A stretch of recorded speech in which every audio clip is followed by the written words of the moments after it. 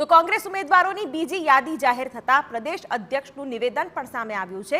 કોંગ્રેસ પ્રદેશ અધ્યક્ષ શક્તિસિંહ ગોહિલે પ્રતિક્રિયા આપી છે। ગુજરાતની 7 લોકસભા ઉમેદવારો જાહેર કરાયા છે લોકસભા બેઠકો પર, તેમ શક્તિસિંહે જણાવ્યું।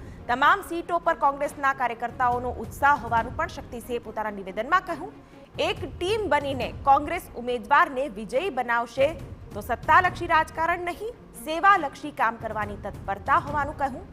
ઉમેદવારોમાં યુવાનો અને પીઢ અનુભવીને મોકો અપાયો હોવાનું પણ શક્તિસિંહે કહ્યું। ગુજરાતની તમામ બેઠકો પર જીતનો આશાવાદ પણ વ્યક્ત કર્યો।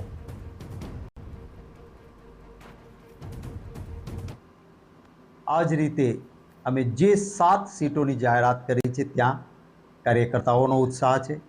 એક સમન્વય કરવાનો પ્રયત્ન કર્યો છે કે જ્યાં લોકસેવા માટે તત્પર ઉમેદવારો કામ કરે, લોકોની સેવા કરે, માત્ર સત્તાલક્ષી રાજકારણ નહીં, સેવાલક્ષી કામ કરવાની તત્પરતા રહે।